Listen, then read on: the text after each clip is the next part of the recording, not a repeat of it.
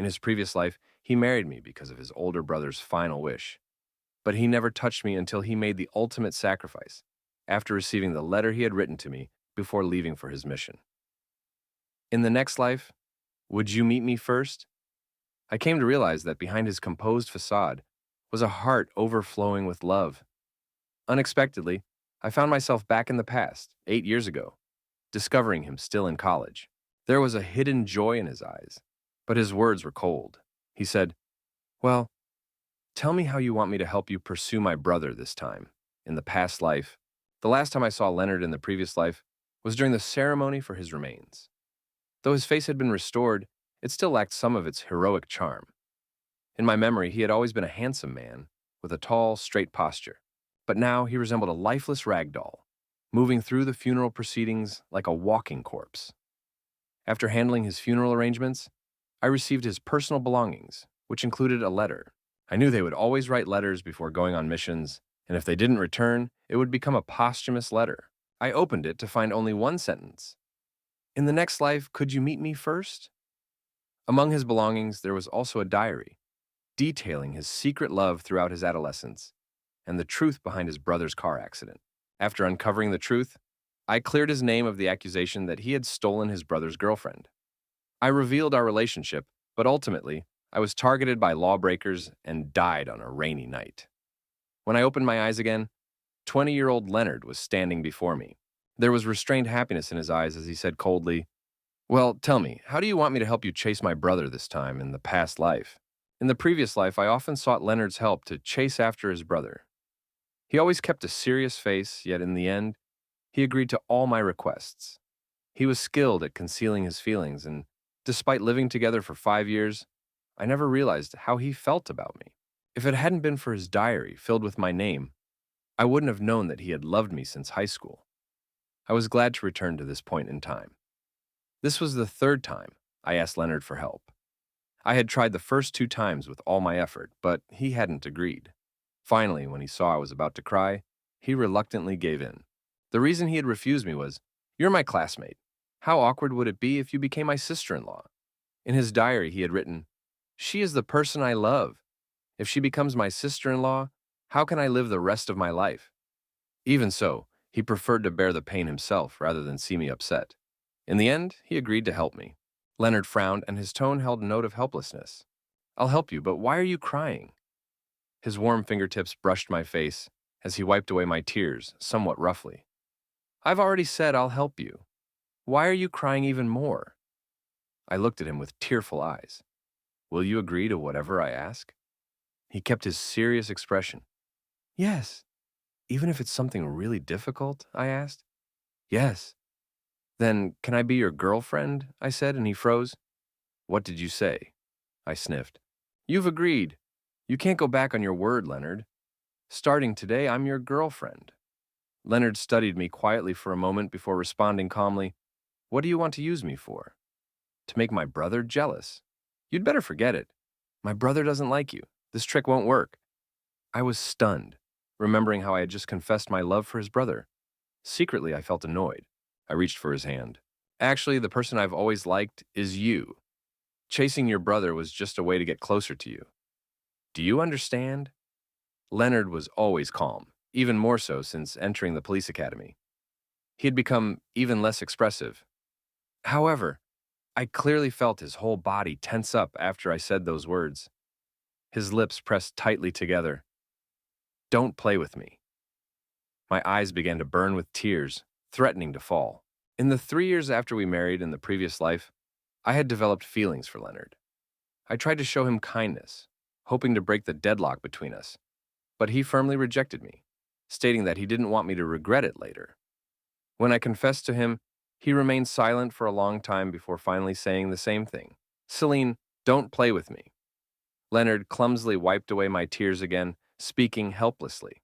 "Josh, how can you confess your love to my brother like that?" I held his hand. "I chased your brother to get close to you. Do you understand?" He didn't understand, and under my earnest gaze, he pulled his hand away in a panic, offering a lame excuse before running off. Leonard hadn't responded to my messages for 3 days. Just as I began to worry about how to get him to come to me, My roommate told me that a handsome guy was looking for me downstairs, and he said his last name was Leong. When I went downstairs, my excited heart dropped. It was Jensen, Leonard's brother. He still looked exactly the same as in my memory, unchanged from when he had passed away in the previous life. He was good looking, but compared to Leonard's rugged handsomeness, Jensen had a bit more reserved charm. I had once been captivated by his looks and tried to be with him. Now, seeing him again, I only felt indifference. But in the previous life, he had never come to my school. Could this be the result of a butterfly effect from my rebirth? I approached him, keeping my emotions in check. Jensen, are you looking for me for something? Jensen smiled and handed me a bag of fruit. I'm on a business trip nearby, so I stopped by to see you. I didn't accept it. Now that you've seen me, you can leave. Jensen seemed surprised by my response, but after a brief pause, he said, Are you free to go climbing this weekend with Leonard? After thinking for a moment, I agreed. Since I couldn't get Leonard to go out with me, this was the only option. Jensen smiled. See you this weekend. As soon as he turned away, I stopped smiling. In the previous life, I had pursued Jensen for a year, before he finally agreed to be with me. We had a long-distance relationship for less than a month before he died in an accident, and I never even got to see him again. Later, Leonard told me that Jensen's final wish had been for him to marry me and take care of me. I was an orphan and had never received much care. So subconsciously, I believed that Jensen couldn't let go of me, even as he was dying. I married Leonard to let him rest in peace. But if I hadn't read Leonard's diary in the previous life, I would have remained ignorant. It turned out that when Jensen was with me, he already had a girlfriend, and he had hidden it from me, as well as from Leonard. Leonard's diary revealed that I had once fought with him and called him a scoundrel. He had laughed and called me a coward for not confessing. The diary entry was written a week after Jensen and I confirmed our relationship. It was a sunny day, with pleasant temperatures when we went climbing. Jensen drove, and when he arrived, he politely opened the passenger door for me. Get in the car, he said, but I turned and got into the back seat. Jensen, Leonard, and I will sit here, I said, and both brothers stared at me. I added, if I sit in your passenger seat, your girlfriend will be angry. Jensen chuckled. I don't have a girlfriend. I ignored his words and looked at Leonard. From now on, only I can sit in your passenger seat. Do you understand? Leonard turned away awkwardly, but the tips of his ears turned red. In the previous life, after we married, there were always women who didn't know better and tried to sit in his passenger seat. Leonard would always refuse, telling them that only I could sit there. Some women would give up, while others, with thick skin, would ignore his words. Later, whenever I wasn't around, he would lock the passenger seat and not let anyone in, including his parents. After learning this, I told him, You don't have to do this. It's just a seat. He casually replied, It's what a married man should do. I let things be. Jensen hesitated before speaking, so I explained, Jensen, I'm chasing after Leonard. His face remained unchanged, but he added, I heard you've been asking Leonard about me. I thought you were trying to pursue me. I clarified, Last time I was trying to get closer to Leonard through you, so I asked Leonard to arrange a meeting with you. I was relieved I hadn't fully started pursuing Jensen yet, so there was still time to explain my unusual behavior. Jensen gave us a long look, but didn't say anything further. The car came to a smooth stop at the foot of the mountain, and Leonard and I got out. As Leonard went to buy breakfast, Jensen approached me. You two seem to have a good bond, he remarked. I looked at the distance and noticed Leonard had picked out two of my favorite breakfast items. I couldn't help but smile. Yes, we have a very good relationship, I replied. My brother is perfect in every way, except that he's a bit introverted. I really like him just the way he is. A fleeting but significant look crossed Jensen's face. I thought you liked me, Jensen said. I quickly interrupted. Leonard, I want sweet tofu pudding, sweet. Without missing a beat, I walked over to Leonard. Looking at his selection, I saw he had bought only the savory version. I felt on the verge of tears, but Leonard turned without saying anything and went to buy another bowl, adding sugar. Sorry, I forgot, he said. Liar, I thought, remembering how his diary had recorded my tastes since high school, and he had long since memorized them. How could he forget? It was clear to me that when he saw me talking with Jensen earlier, his mind must have been elsewhere. After breakfast, we began our hike up the mountain. Leonard, in excellent physical condition, carried both bags and climbed halfway up without breaking a sweat. Jensen, on the other hand, frowned. But Leonard remained unaffected. I could barely continue and sat down on a stone bench, not wanting to get back up. Leonard and Jensen handed me water bottles in turn. Leonard glanced at Jensen before attempting to take his water back, but I quickly grabbed it from his hand. Thank you. Jensen sat next to me. Celine, you're about to graduate. Have you considered working for me? He asked. In the past life, I'd made countless calls to Leonard, trying to get into Jensen's company. But Leonard had been unable to help, as Jensen despised anyone who tried to take shortcuts. Even after confirming our relationship, Jensen never brought up the possibility of me working with him. But now, in this life, he was the one suggesting it. A thought struck me and my heart raced. Jensen continued to speak about his company's bright future, but I interrupted him, saying, No need. I've already found my ideal job. In my past life, I had stayed in the city after graduating and secured a great position I didn't plan to leave easily unless something better came along. Additionally, Leonard had also remained in the city after graduation. I found myself glancing at Leonard, only to see that he was looking off into the distance, silent, his thoughts unclear. Jensen's voice broke the silence. Why don't you think it over again? Our company has great prospects. I recalled that in my previous life, when Jensen had the car accident, his company was already on a solid path. Indeed, it was a good opportunity, but I was determined to follow Leonard wherever he went after graduation. Jensen didn't say anything more. The weather began to change and dark clouds gathered, blocking out the sunlight. It looks like it's going to rain, I commented. Leonard stood up, scanning the area, and said, There's a homestay up ahead. Let's head there. I didn't object, and just as the rain began to fall, we were only halfway there. I walked slowly and soon fell behind. Leonard noticed and turned around. He took off his coat and placed it over my head, then crouched down in front of me, offering to carry me. I climbed onto his back without hesitation. He worked out regularly, and even with me on his back, his steps were steady and quick. After walking for a while and noticing Jensen hadn't caught up, I turned around. Jensen was trailing behind, walking at a slow pace, his gaze fixed on us. The rain kept getting heavier, and his expression slowly became harder to read. We reached the homestay, and Jensen went ahead to check in, requesting a single room. When Leonard and I arrived at the front desk, the woman behind the counter glanced at us and said, There's only one room left. Leonard instinctively took back his ID card, but I stopped him and handed over my own card. Yeah, we'll take that room. Both Jensen and Leonard said at the same time, No way. I'm not sharing a room with my brother. I ignored their objections and urged the woman to finish the check-in. After we got the room key, we headed for the stairs. The woman's voice followed us. There's only one room left. I looked back and saw a man and woman standing in front of the counter, exchanging glances. Finally, the man shyly said, One room is fine. I gave another look to the woman, and she winked at me. Jensen's room was across from ours, and as I swiped the key card to open the door, I noticed Leonard about to enter the opposite room. Leonard, your room is here, I said. He hesitated and responded, It doesn't feel right for me to stay in the same room as you. I lowered my gaze. All right, but you might not see me tomorrow. I heard there was a murder case in the nearby village, specifically targeting single women. Before I could finish, Leonard had already stepped into my room. Jensen stood still at the door, watching me with an unreadable expression. Once the door was closed, I crouched behind it, peering through the peephole. Jensen's once gentle face now appeared grim, and my heart skipped a beat. He had indeed been reborn too, but I no longer wanted anything to do with him. I simply wanted to live a peaceful life with Leonard. Leonard's deep voice came from above me. What are you doing? Didn't you let me stay in the same room as you, just to make him angry? It was understandable that Leonard would think that. I had fallen for Jensen at first sight and relentlessly pursued him. Anyone who saw it would think I was madly in love with him. Now, nothing I said would convince Leonard otherwise. He was certain that I only had feelings for his brother. I raised my head. Lower your head a little. Why? He asked, though he still bent down slightly.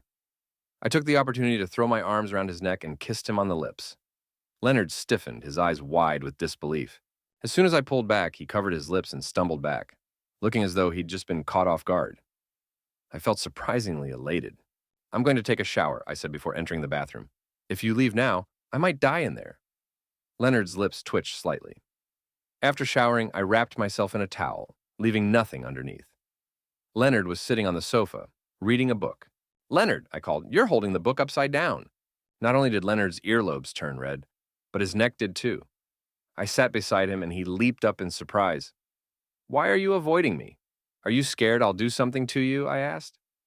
Leonard closed his eyes in resignation. Don't you know this is dangerous? Do you still want to pursue my brother? It seemed he hadn't heard a word I said about pursuing him. I walked up, took his hand, and placed it on my waist. I like you, Leonard. Let's do this. Once we do, you'll know if I'm serious. Taking advantage of his shock, I pushed him onto the bed, discarding his wet shirt. I slipped his hand inside my towel. Leonard, you should calm down, he stammered. I kissed him. I just took a cold shower. I'm calm. But you, be quiet. By the end of the kiss, Leonard had clearly become aroused and started responding. In our past life, we had been married for many years, but never had a true marital relationship. No matter how difficult it was for him to endure, he would never have asked for something like this. The only time we kissed was when he had a little wine and gave me a light kiss, tipsy from the alcohol. I thought things were about to change, but the next day he left for the bureau and didn't return for 2 months. Just as I was about to go further, a sudden knock on the door echoed. Leonard quickly grabbed the quilt and covered us, but the proximity made us even closer. The unexpected contact made me cry out. Jensen's angry voice came from the other side of the door. Celine, Leonard, what are you doing? The soundproofing of the homestay was poor, and the voices from outside were clear. It seemed the people outside could hear us, too. Leonard, feeling embarrassed, was about to open the door, but I wrapped my arms around his neck, stopping him. Leonard, it won't be good for your reputation if we don't open the door, he said in a muffled groan. I didn't care. I wanted the rumors to spread so he'd have no reason to reject me. After a moment, I let go, and Leonard, seemingly relieved, grabbed his clothes and put them on. He stared at me with intent. Celine, put on your clothes. I pulled a thin quilt to cover myself, half exposed. I'll have to take them off again later. It's troublesome. His voice was strained. Put them on. Be obedient. I met his gaze, and after a long moment, he sighed. He walked out and called, Brother, Celine is tired. Realizing something was off, he added, She's asleep. I'll wake her up at dinner time. The knocking stopped, and after a moment, a voice called out, Let her rest. Leonard walked back to me, pulling the quilt around us both, lying down beside me and wrapping us up like a cocoon. I was nestled in his arms, and the events of what had just occurred could no longer continue. I closed my eyes in contentment, feeling secure in his embrace. Perhaps it was because Leonard was so close that I found myself dreaming of the day before he left for his mission. On that day, I had already fallen asleep on the couch when I felt someone lift me. I groggily opened my eyes and saw the tenderness in his gaze that he hadn't yet been able to hide. He clearly hadn't expected me to wake up so suddenly and awkwardly said, Let's go to the bedroom or you'll catch a cold sleeping here. After he laid me on the bed, he made a move to leave, but I grabbed the corner of his shirt. Leonard, we've been married for 5 years. Do you really want to live like this forever? It took Leonard a long moment to respond softly. I understand. I'll divorce you, but I don't want to. Leonard, can we forget about your brother and just live happily together? He looked shocked. His pupils trembled for what seemed like forever before he refused me. That night, sleep wouldn't come. By dawn, I sent him a heartfelt message telling him that I loved him. But there was no reply. When I woke up, I discovered Leonard was already gone, leaving a note saying he had a last-minute mission at daybreak. I thought he would read my message after the mission was over. A few days didn't seem like much, but I never expected that all I would hear was news of his death. As the mission neared its end, Leonard went to check for any remaining threats, but was ambushed. By the time the rescue team arrived, he had been mutilated beyond recognition. Despite this, he still had a firm grip on the criminals. Celine... My eyes fluttered open, and I saw Leonard, his brow furrowed as if deeply troubled. What did you dream about? You were crying and calling my name. He reached out to gently touch my face, and only then did I realize I was already in tears. The warmth of his touch felt incredibly real, and he wasn't the lifeless, unrecognizable figure I'd seen in my previous life. He was alive, a younger version of Leonard. I silently cried, looking at him. In my previous life, Jensen had been the biggest obstacle between us. Leonard was so conservative, and even though he knew how I felt, he would never have accepted our relationship. It felt as if fate had intervened, giving us another chance to start fresh. I felt deeply thankful that it wasn't too late. Leonard, I dreamed that you left me all alone in the pouring rain, I whispered. Leonard was speechless. That evening, the rain continued to pour. When Leonard went to call Jensen for dinner, I received a message from an unknown number. Celine, I have something urgent and need to leave. I'll make it up to you and take you out to dinner another time. My eyelids twitched, surprised that Jensen had my number at this point. What was he trying to accomplish by sending me this message? Leonard returned quickly and said, "My brother isn't in his room and isn't answering his phone." I handed him my phone, asking, "Can you check if this is his number?" Leonard glanced at it and gave a quiet, his mood clearly darkening. "When did you give him my number?" I asked. "I didn't," he replied, frowning. "Then how did he get it?" I wondered aloud, trying to piece it together. "I think Jensen didn't want to disturb us, so he left early. After all, you're staying in the same room with me now, and it might be awkward to meet later." I changed the subject. "So, Leonard, can I be your girlfriend now?" I half expected him to reject me again, but to my surprise, he said, "Okay." I was both shocked and overjoyed. "You can't go back on your word," I teased. He blushed slightly at my stare and cleared his throat. "I've seen everything, so I have to take responsibility for you." Once I was sure he wasn't joking, I smiled and reached out my hand. "Hello, boyfriend." His gaze softened and he took my hand. "Hello, girlfriend." Being with Leonard meant I could kiss and hug him without restraint, and I took great pleasure in seeing his cheeks flush helplessly. On our first weekend together, I received a call from Jensen. "Celine, are you free for a meal?" I replied. "What a pity, I already made plans with Leonard. But if you want, you can join us." There was a pause on the other end of the line. "But didn't you two just have dinner yesterday?" Jensen continued, acting clueless. Yesterday, Leonard had posted a photo of the two of us having dinner and officially announced our relationship. Anyone with any sense could tell that we were a couple, but Jensen pretended not to notice. I responded, "Yes, but isn't being in love all about wanting to be together all the time?" Jensen's breath caught. "Are you really with Leonard?" "Yes, Jensen," I said firmly. "I'll be your brother's girlfriend from now on. Please give me your support." There was a long silence before he finally said, "You two can't be together." He didn't say anything more, and when I was about to speak, I realized he had already hung up. Later that evening, I arrived at the restaurant where Leonard and I had planned to meet, but he never showed up. I couldn't reach him. I went to his school and unexpectedly ran into his roommate. He looked surprised and said, "Leonard is in the hospital." "Didn't you know?" I rushed to the hospital, my mind racing, recalling what Leonard's roommate had told me. Leonard's brother came to see him and started hitting him without saying a word. Leonard didn't fight back, and he was sent to the hospital afterward. His brother beat him badly. "You'll know when you see him." I didn't expect Jensen to be in the hospital, too. Just as I was about to push the door open to enter, I saw Jensen standing inside. A voice spoke first. "She was pursuing me, but you took her away from me. Is this how a younger brother should behave?" He continued, "I'll give you 1 day to break up with her, or don't blame me for not considering our past friendship anymore." After a long pause, Leonard finally spoke. "Do you know why I didn't fight back? Because if I let you hit me once, I'll owe you nothing. I'm not going to break up with her." Jensen's face turned pale with anger. "Then let her choose. Don't regret it later." He spun on his heel and stormed out. I quickly slipped into the next ward. Once he was gone, I entered Leonard's room. Upon seeing me, Leonard instinctively tried to hide, but realizing there was nowhere to go, he looked at me guiltily.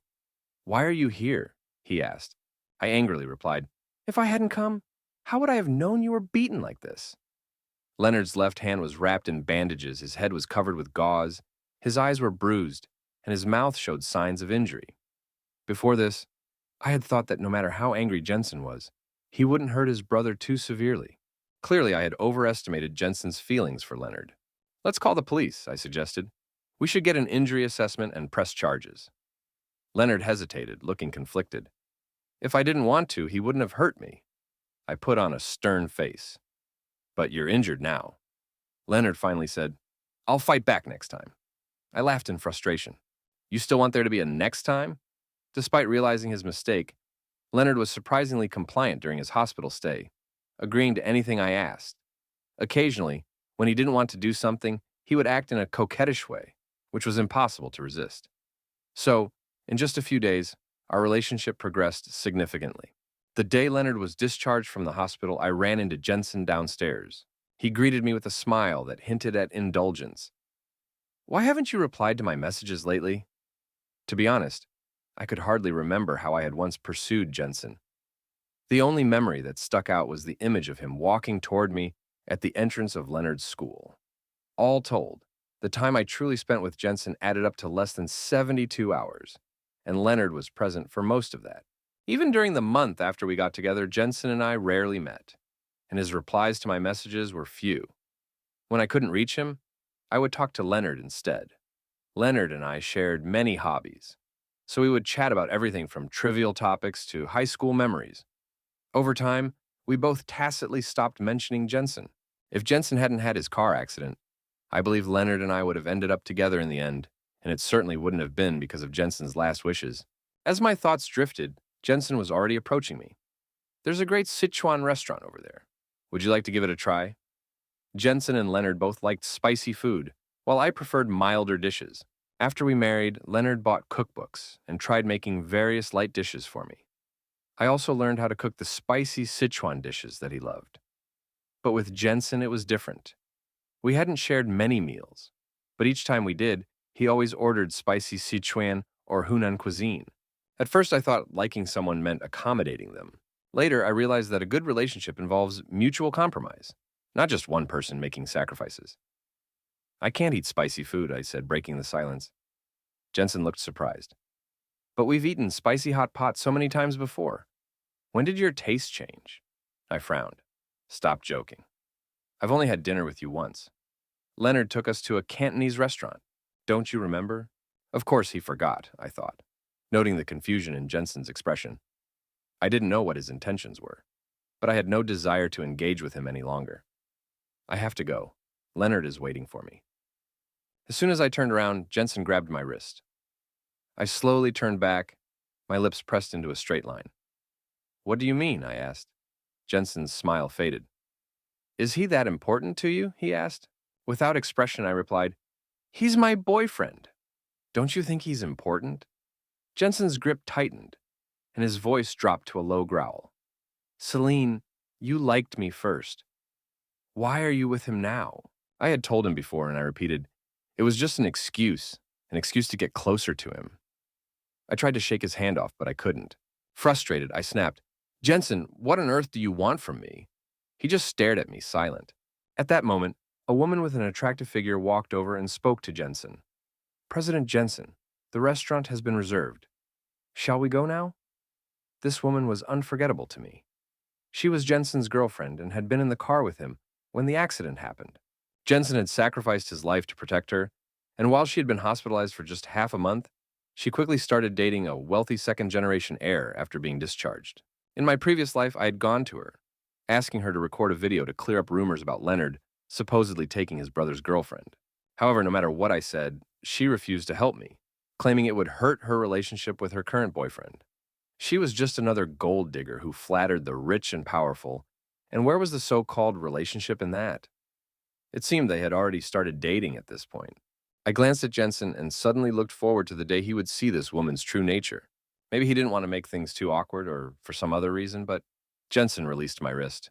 "Let's eat together and you can invite Leonard." Jensen gave me a complicated look.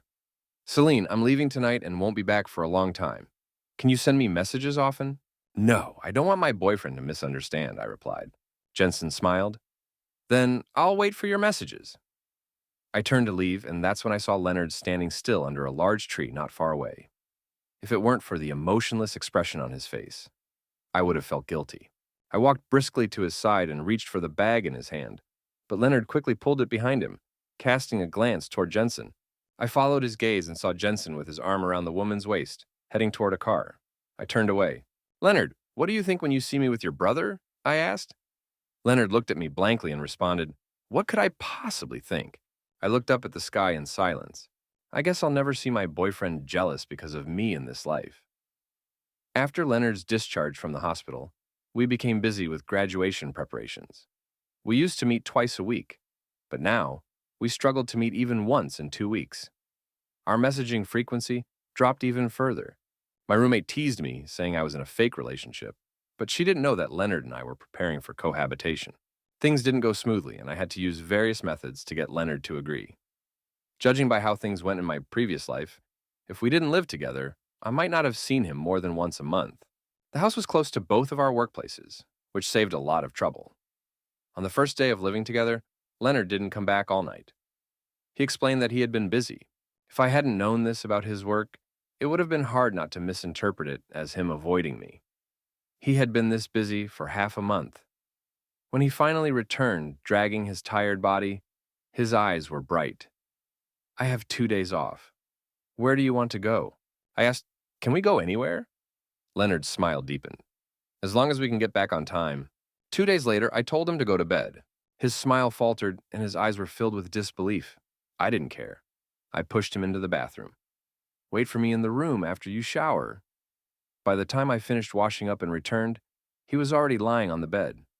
If it weren't for the telltale redness of his ears, I might have believed that he had been waiting for this day for a long time. Everything happened so naturally, but in the end, I couldn't stop myself from crying. He paused, panicking. Does it hurt? Should I be gentler? Leonard, can you hurry up? It's almost dawn and I'm so tired. A man's words can't be trusted, I teased. We spent the entire 2-day holiday in bed. When Leonard had his second holiday, he wanted to make up for the previous time. I stared at him directly. Will you agree to anything I ask? Despite the lessons from the past, he still hadn't learned. Yes, I'll agree to anything. I want to be on top, I stated. Leonard fell silent, giving me a strange look. Just once, only once, he said. Are you sure? I asked, though I didn't know what I was getting into. About half an hour later, I covered my waist and fled from the room, gritting my teeth. Leonard, you liar! Leonard walked out, looking amused, his narrow waist and broad shoulders giving him the appearance of a sly fox. Just then his phone rang. He immediately masked his emotions and answered the call. I couldn't hear the conversation, but his face changed dramatically. I'll be there right away, he said, hanging up. My brother's had a car accident. Celine, we need to go now. I was confused, wondering why the timeline for Jensen's accident had shifted over a year earlier. It wasn't until I saw him that I realized, compared to my previous life, this accident seemed just like an accident. In the past, he had died. But now, though badly injured, he was still alive. By the time we arrived at the ward, Jensen had already undergone emergency surgery. I guessed that whatever Jensen wanted to say to me couldn't be heard by Leonard, so I signaled for Leonard to wait outside. Before leaving, he whispered, "Shout if anything happens." Jensen's face turned a sickly green. I thought he might test me, but he didn't. Instead, his first words were, "Celine, you've come back, haven't you?" I didn't confirm or deny it. Jensen chuckled. I should have known. Ever since you stopped pursuing me, I thought it was because of me. I interrupted him. Just say what you have to say. He was silent for a moment before speaking again, his words sending a chill through me. Do you remember when I died in a car accident in my previous life? The accident happened in the same place with the same people involved. Everything was identical, except it happened earlier this time. I felt a cold shiver run down my spine. What do you mean? I asked. Jensen answered, Haven't you figured it out? We can change our fate, but there's always a price to pay. But you didn't die, I protested, though Jensen only laughed bitterly. Didn't you ask about it? He replied. The woman you saw last time died. This time I didn't shield her, so I survived. In the previous life, Leonard would have sacrificed himself 5 years later. But Celine? Do you think we can wait that long? Leaving the ward, I was trembling. Leonard reached for my hand, frowning. What did he say to you? You look so pale. I grasped his hand tightly, shaking. Leonard, let's run away. Let's go to a small city where no one knows us. Leonard, ever vigilant, almost blurted out, Did he say something to you? I shook my head, wanting to tell him everything, but the words wouldn't come. Seeing my hesitation, Leonard pulled me into his arms. It's okay if you don't want to tell me now. You can tell me when you're ready. After Leonard's parents arrived, we went back. Maybe it was because of what Jensen had said, but I became clingier to Leonard, wishing I could go to work with him. Leonard noticed something was off with me and tried to find time every day to talk. Half a year passed like this, without any major issues, and I started to feel safe again. But life has a way of throwing unexpected challenges. One night, I waited up until midnight, but Leonard didn't come back. I called his colleague, who told me Leonard was out on a temporary mission. It was no different than usual, but I couldn't shake the unease that crept up on me. In my previous life, I had gotten used to Leonard being gone on such missions. But that night, I had a nightmare. I dreamed of Leonard lying in a pool of blood, and then I saw him in the funeral home. I woke up suddenly, reaching for his side of the bed, but it was cold. He hadn't come back yet. I kept telling myself it was just a nightmare, that Leonard was strong and capable, and no matter what happened, he could handle it. But despite my efforts to convince myself, I couldn't fall back asleep and sat up alone until dawn. Just as the first light of day began to show, I received a call from the police station. Leonard was in the hospital. The phone slipped from my hand as I rushed out of the house. When I arrived at the hospital, after a series of twists and turns, I finally found Leonard at the door of the operating room.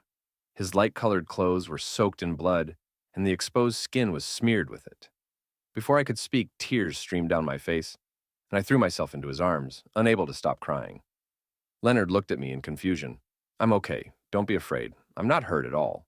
Look, see?" I examined him carefully, and though he looked disheveled, he didn't appear to be injured. "If you're not injured, why are you in the hospital?" I asked. Leonard's expression darkened. "Celine, my brother is in emergency surgery," he said. Leonard explained that while finishing his mission, he had encountered some criminals who had slipped through the net. All the other officers were occupied on the other side, so Leonard had to subdue the criminal alone. The criminal was armed and desperate, and though Leonard was skilled, it was impossible for him to avoid injury in such a life-or-death struggle. At a critical moment, Jensen had rushed in, tackled the criminal, and helped Leonard subdue him. However, Jensen had been stabbed several times, lost too much blood, and fallen into a coma. I didn't know how to respond. The events that had happened so suddenly, advancing the timeline from the previous life, were overwhelming, and it felt impossible to brace myself for what was unfolding. But Jensen had saved Leonard, and there was no denying that. Leonard gently comforted me. "Celine, don't overthink it. Even without my brother, I would have been okay." I forced a smile, but it was more painful than crying. The truth was that, without Jensen's intervention, Leonard would have sacrificed himself, but now Jensen had saved him. The operation lasted for 5 hours before it was over. The doctor informed us that Jensen was critically injured and his heart had stopped several times during surgery. The procedure had been a success, but Jensen's survival would depend on his will to live. Leonard's parents remained silent upon hearing this, but took care of Jensen without hesitation. Since Jensen's injury, Leonard had grown more quiet. I noticed it, but felt powerless to change anything. One day, when Leonard's parents were away, I stayed with Jensen at his bedside. "Jensen," I said softly, "although I don't know why you showed up that day, I'm still so grateful you saved Leonard. You've survived death twice. Are you really going to give up on life so easily? If I were you, I wouldn't give up." I spoke to him intermittently for a long time, sharing memories of our previous life. Finally, I told him, "In this life, I'm going to grow old with Leonard. I will, no matter what." The next day, when Jensen woke up, everyone celebrated. But he left a letter and vanished. The hospital's security cameras showed Jensen leaving in hospital clothes, heading out through the main entrance. His letter stated that he was going to live the life he truly wanted, asking us not to search for him. Leonard's parents. We stayed quiet for a long time, eventually deciding not to search for him. He's an adult. He won't get lost. If he does, Leonard can help find him. If he doesn't, there's no need to look for him. When he wants to come back, he will return on his own. The following spring, Leonard and I got our marriage license. On our wedding day, we received a call from Jensen. Leonard asked when he would return, and Jensen replied, "When your child is old enough to buy soy sauce, then I'll think about coming back." Leonard hung up the phone without any reaction. Later, I asked him why Jensen had said that, and he explained, "Jensen has bad intentions. We just got married, and now he's already talking about me having a child." I was both annoyed and amused. "Don't you like children?" I asked. Leonard removed my pajamas and mumbled, "I do, but I'd rather spend a few more years with just you in our little world." That was exactly what I thought, too. In another chapter of Jensen's story, my bookish younger brother told me with a sullen expression that a female classmate liked me. When I saw her, I immediately understood why he looked so down. It was Celine, who had secretly loved him for 6 years. But unfortunately, she wasn't my type. Normally, he wouldn't contact me for 3 months, but now he was eager to meet, so I decided to help him out. Every time he asked me to meet, our encounters always felt a bit odd. It was hard to say whether I was the third wheel or if Leonard was. Celine intentionally tried to get rid of him, hoping to be alone with me. Surprisingly, he just couldn't understand and ended up making Celine angry enough to scold him. This taciturn guy actually argued back. To be honest, it was quite amusing to watch them. At that time, the pressure of starting a business was high, and I relied on them to add some excitement to my otherwise dull life. When Celine confessed her feelings for me, I was already seeing my assistant. However, considering how slow-witted Leonard was, I didn't directly reject her. The day I agreed to her confession, I had a fight with Leonard, partly out of a desire to get back at him. I ended up with the girl he loved. Who would have expected that Leonard wasn't bothered by it at all? Yet, the situation on my side was exposed. Leonard found out I had a girlfriend and punched me without saying a word. I taunted him, calling him a coward who couldn't even confess. His eyes burned with anger, and I thought he would finally do something. That month, I was so busy that I hardly had time to breathe. I didn't pay attention to his matters and adopted an attitude of reading Celine's messages but not replying. Unfortunately, misfortunes tend to pile up. My assistant saw my chat history with Celine and kept asking questions. No matter how much I explained, she wouldn't listen. I still remember the weather that day. It was pleasant. The woman sitting next to me in the passenger seat was crying and making a scene. I was distracted and crashed into a truck. In the final moments, I shielded the person beside me. Leonard came to see me for the last time.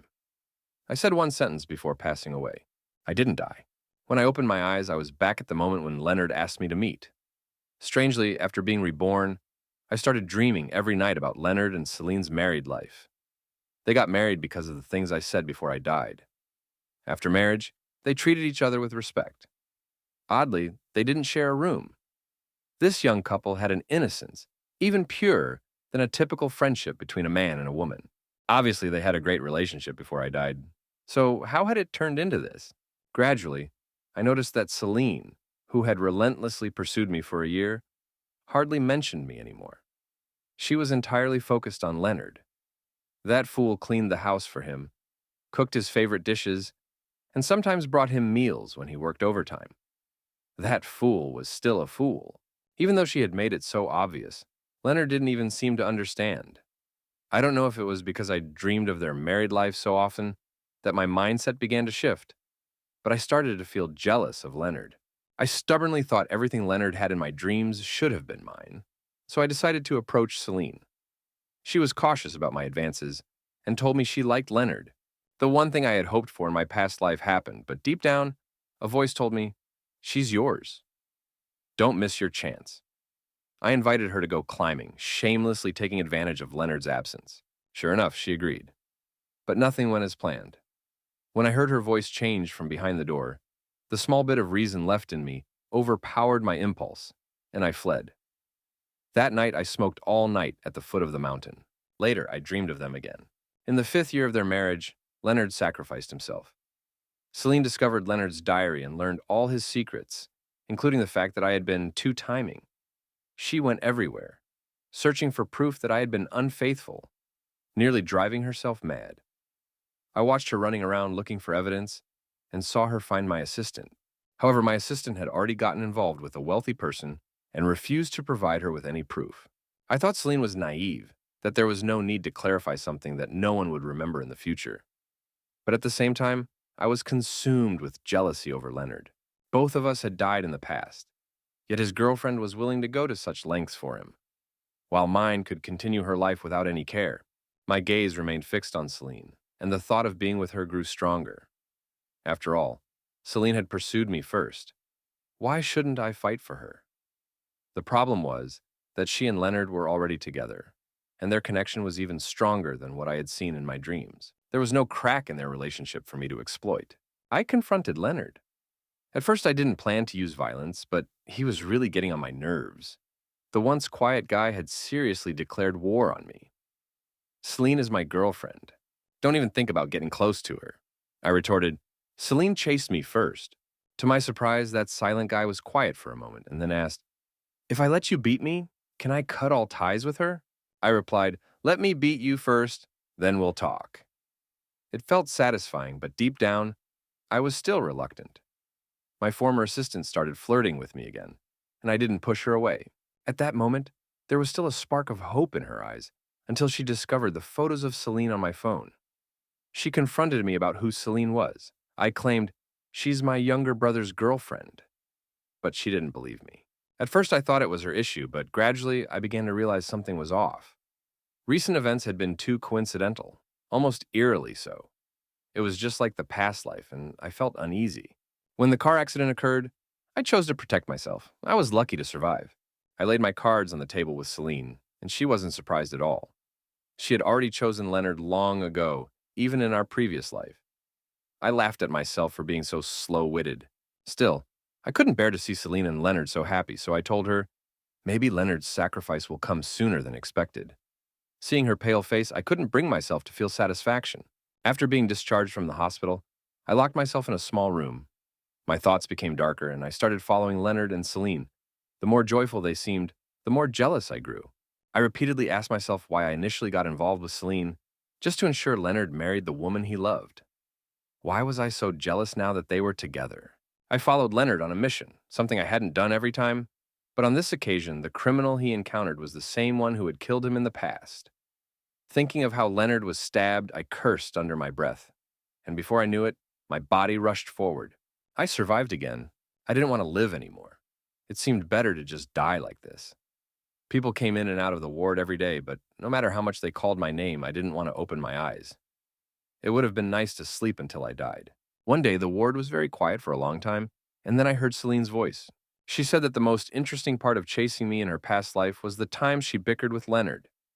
She admitted that she had fallen in love with him a long time ago without realizing it. She told me to wake up and go find my own love, and that she and Leonard would grow old together. I couldn't stay there any longer. I opened my eyes and saw my parents secretly wiping their tears. They kept saying, "It's good you're awake. It's good you're awake." Leonard and Celine were holding hands, smiling at me. It was an eyesore. After regaining some strength, I ran away.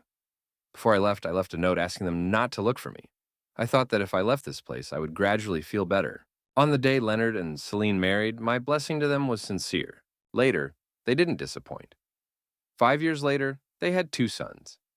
Seeing Leonard's angry face, dealing with his 2 sons, I smiled with satisfaction. It was nice to know there was someone to give him a hard time. The end.